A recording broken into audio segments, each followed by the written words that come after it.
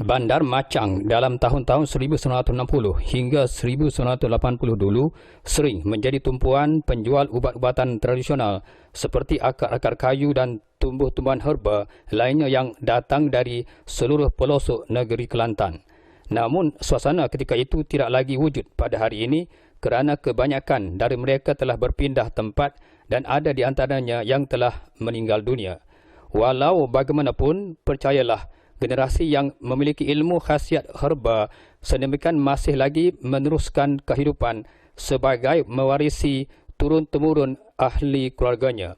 Salah seorang dimasukkan yang sempat ditemui wartawan SAR-TV, Abdul Karim bin Dara atau lebih dikenali sebagai Pak Karim yang kini giat menjual tumbuhan herba dan akar-akar kayu di Pasar Besar Machang, Kelantan. Katanya, beliau memperoleh ilmu mengenali jenis-jenis akar kayu, cara memberikan rawatan sekaligus menjual tumbuh-tumbuhan herba itu dengan mempelajari dari ibunya ketika berusia 17 tahun.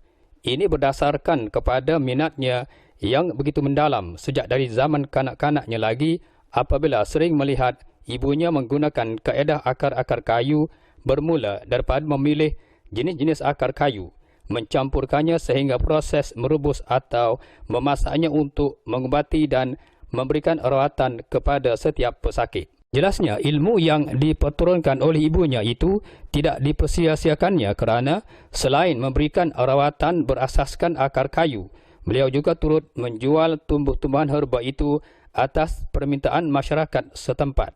Beliau mengusahakan akar-akar kayu di Pasar Besar Machang bermula pada tahun 1978 lagi dan kini telah lebih 30 tahun beliau mengusahakannya di situ. Pada tahun-tahun 1970, Pak Cik banyak menghabiskan masa mencari akar-akar kayu di hutan dan bukit bukau, manakala menjualnya pula hanya ala kadar sahaja. Jelasnya, sewaktu ditemui di Pasar Besar Machang, Kelantan. Disebabkan faktor usia itulah, aktiviti mencari akar kayu terpaksa dihentikan dan tumpuan utamanya ialah menjual tumbuh-tumbuhan herba itu sehingga sekarang. Jadi kebanyakan bekalan akar-akar kayu diperolehnya dengan memberi upah pencari akar-akar kayu yang sering masuk ke dalam hutan dan bukit bukau di negeri ini. Padanya juga mengusahakan jualan akar kayu lebih mudah, bukan sahaja minatnya sejak dulu, namun hakikat yang sebenarnya beliau tidak begitu mahir untuk melakukan kerja-kerja lain. Kebanyakan akar-akar kayu yang dijualnya adalah yang asli dan dipilih dengan teliti supaya pesakit yang membelinya berpuas hati untuk mendapatkan kemujarabannya. Di antara akar-akar kayu yang dijualnya boleh mengubati pelbagai jenis penyakit seperti batuk, masalah urat saraf, bersalin, masalah angin dalam badan, buasir, kencing manis, resdung, darah tinggi dan lain-lain lagi. Bahkan ada juga akar-akar kayu yang boleh mengubati penyakit jantung, namun jarang diketahui oleh kebanyakan orang ramai.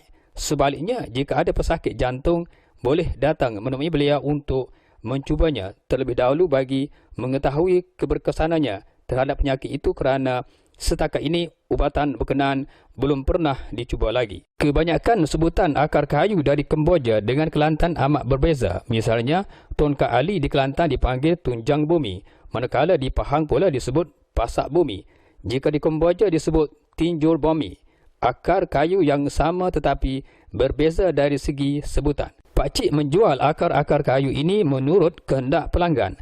Ada yang beli RM3, RM5 tetapi paling banyak RM10 pun ada. Tak perlulah guna alat timbang tetapi sekadar jemput-jemput saja. Tambahnya sambil menunjukkan gaya jemput-jemput apabila ditanya tentang cara beliau menjual tumbuh-tumbuhan herba berkenaan setiap kali diminta oleh pelanggan yang datang ke kedainya.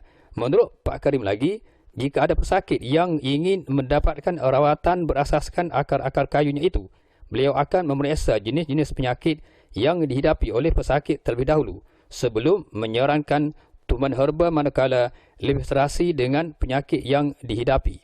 Misalnya jika berpenyakit buasir, penyakit ini ada dua jenis, sama ada buasir yang menyebabkan bengkak dan darah keluar. Jadi beliau akan memberikan akar-akar kayu yang berkaitan dengan penyakit itu sahaja dengan cara merebusnya untuk diminum oleh pesakit. Suatu hal lagi menurutnya yang sering dialami oleh pesakit dewasa ini ialah masalah batuk.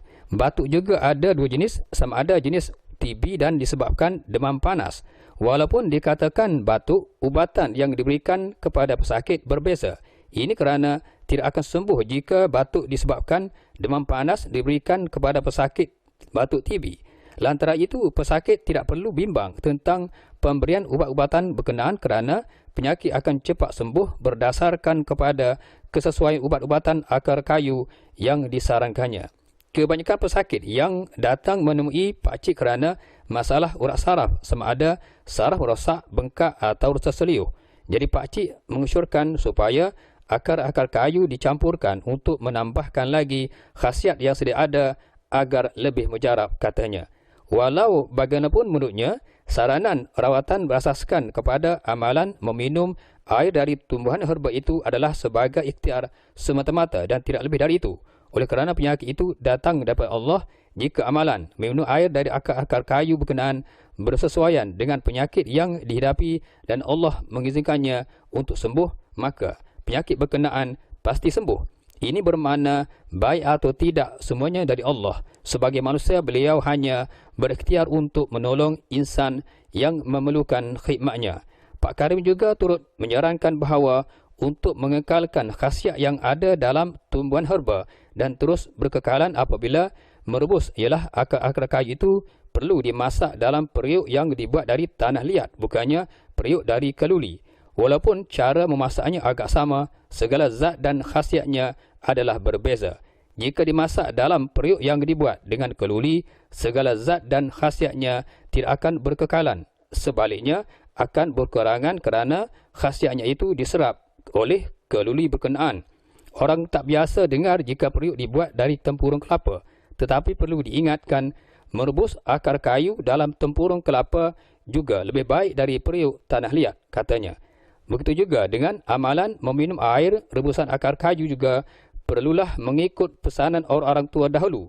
Ini kerana orang-orang tua dahulu jarang mendapat sakit, malah masih ada yang kekal sehingga ke usia 100 tahun kerana sering mengamalkan meminum air rebusan akar-akar kayu yang dibuat dari tanah liat atau tempurung kelapa. Berbanding dewasa ini yang menggunakan cawan atau gelas yang dibuat dari keluli dan plastik, sebenarnya lebih banyak mengundang penyakit dari bersifat sembuh. Memanglah orang-orang tua zaman dahulu mereka mengamalkan meminum air dari akar-akar kayu menggunakan gelas yang dibuat dari tanah liat dan kadang-kadang dengan tempurung kelapa supaya lebih mujarab. Mendengarnya agak meloyakan, tetapi sebenarnya bahan-bahan itu berunsur perubatan. Manusia berasal dari tanah, maka dari tanah juga boleh menyembuhkan penyakit dalam badan manusia. Ujarnya panjang dan penuh semangat. Pak Karim juga banyak menerima pesakit yang menghidapi penyakit kronik seperti kencing manis yang berharap supaya sembuh dengan segera setelah meminum air rebusan akar kayu yang dibeli di kedainya. Sedangkan penyakit kronik memang sukar dirawat, apatah lagi untuk cepat sembuh. Ini kerana menurutnya, ubat kencing manis perlu diminum dalam tempoh yang agak panjang sampai berbulan-bulan lamanya. Namun paling penting ialah pesakit perlu sentiasa mematuhi dua perkara penting, iaitu dengan berpantang dan jangan serik untuk memakan ubat. Amalan pantang dan memakan ubat adalah penting. Akan menjadi sia-sia jika rajin makan ubat, namun berpantangnya tidak. Contohnya jika kita alahan kepada makanan seafood yang menyebabkan gatal-gatal kulit seperti kerang, udang, sotong dan sebagainya. Sekalipun kerap ke hospital dan memakan ubat mengikut arahan doktor, penyakit itu tidak akan sembuh jika tidak berpantang. Jadi kita mahu cepat sembuh, elakkan memakan makan itu, katanya. Dalam konteks kencing manis ini pula, menurut Pak Karim lagi, untuk mengelakkan atau supaya penyakit kencing manis cepat sembuh adalah wajar mengurangkan pengambilan susu dan gula yang boleh menyebabkan darah menjadi manis. Jika boleh meneruskan memakan ubat dan dalam masa yang sama dapat mengawal pengambilan makanan dan minuman yang manis itu adalah lebih baik lagi. Pak Karim juga turut memberikan tips dan kaedah meminum air rebusan akar kayu dengan betul. Dalam sebungkus akar-akar kayu itu boleh direbus sebanyak 6 kali sahaja dan selepas kadar kemujarabannya akan berkurangan. Bahkan akar-akar kayu itu juga perlu direbus setiap hari dan perlu diminum sebanyak 3 kali sehari dalam kuantiti 3 cawan setiap kali diminum menurut amalan orang-orang Melayu zaman lampau, umpamanya waktu pagi, petang dan malam. Dalam pada itu menurut Pak Karim, salah tanggapan di kalangan segelintir masyarakat Melayu tentang kaedah meminum air rebusan akar-akar kayu juga penyebab kepada timbulnya sesuatu yang tidak diingini. Keadaan ini menurutnya ada sesetengah pesakit yang meminum segelas besar air rebusan akar kayu, kononnya dengan cara itu akan menambahkan khasiat untuk melawan penyakit serta cepat sembuh. Meminum air dalam jumlah itu tidak mengapa jika ubat itu bersifat sejuk. Tetapi jika ubat itu bersifat panas seperti tongkat ali akan menyebabkan pening kepala. Jika berlaku hal seumpama ini, bukanlah salah ubat itu, tetapi yang salahnya pesakit itu sendiri, katanya. Pengalaman Pak Karim dengan seorang wanita yang datang ke kedainya membeli akar kayu tongkat ali untuk tujuan mengubati darah tinggi, kononnya diberitahu oleh seorang individu bahawa tumbuhan herba berkenaan boleh mengubati penyakit darah tinggi. Pada mulanya Pak Karim tidaklah bertanya untuk tujuan apa wanita berkenaan membeli tumbuhan herba itu. Tetapi setelah diketahui wanita berkenaan pening dan jatuh tersungkur disebabkan badannya terlalu panas kerana dos berlebihan. Selepas peristiwa itu, beliau mula berhati-hati untuk tidak menjualnya kepada yang tidak berkenaan supaya tidak ingin lagi dialami oleh orang lain. Akar kayu ini sama ubat dari klinik atau hospital. Contohnya bagi seseorang yang sukar tidur, jika arahan doktor makan ubat tidur hanya sebiji sahaja, janganlah makan sampai 4 biji, akan menyebabkan tidur terus. Jelasnya sambil ketawa terkekeh-kekeh. Satu lagi pengalaman Pak Karim yang tidak dapat dilupakannya ialah apabila dikunjungi seorang lelaki untuk membeli ubat kencing manis. Melihatkan keadaannya, Pak Karim enggan menjual akar kayu yang berkaitan kerana bimbang lelaki tersebut tersilap menggunakannya, apatah lagi beliau sendiri tidak yakin akan sembuh sepenuhnya. Namun, lelaki berkenaan ingin mencubanya juga kerana didapati kakinya telah berulat dan beliau sebenarnya takut kakinya itu dipotong. Walau bagaimanapun, berkat sering mengamalkan meminum air rebusan tumbuhan herba yang dimaksudkan itu, beliau dimaklumkan oleh lelaki berkenaan bahawa kakinya tidak lagi berulat, malah telah kering dan sembuh sepenuhnya. Pak Karim juga sempat mengimbau kenangan ibunya yang diserang sakit perut ketika beliau masih kanak-kanak lagi untuk bergegas ke hospital terlalu jauh dari kediaman, apatah lagi ketika itu tiada pengangkutan yang boleh membawa mereka ke sana. Justru terpaksalah ibunya merawat sakit perutnya itu sendiri dengan mengambil 7 helai pucuk jambu batu lalu direbus sebanyak 3 cawan. Tetapi diambil 1 cawan saja untuk diminum sebagai ubat. Dengan kehendak Allah, sakit perut ibunya itu sembuh dengan segera. Penyebab sakit perutnya sembuh kerana daun jambu batu rasanya pahit, kelak dan bersifat sejuk. Manakala sakit perut itu bersifat panas, justru sesuailah penyakit itu sembuh dengan segera kerana rawatan tadi tumbuhan herba perlu ada kedua unsur berlawanan untuk mendapatkan tindakan sewajarnya terhadap penyakit. Misalnya demam panas juga boleh disembuhkan dengan meramas bunga raya bersama daunnya sekali sama ada berwarna putih atau merah. Kemudian sapukan di tempat terasa panas tadi. Jika didapati kering, sapulah lagi. Nescaya bahan panas dan pening-pening akan hilang, ujar Pak Karim menambah. Sehubungan itu, Pak Karim juga turut berpesan kepada orang ramai bahawa jika rawatan moden didapati tidak sembuh, cuba berikhtiar dengan cara tradisional pula.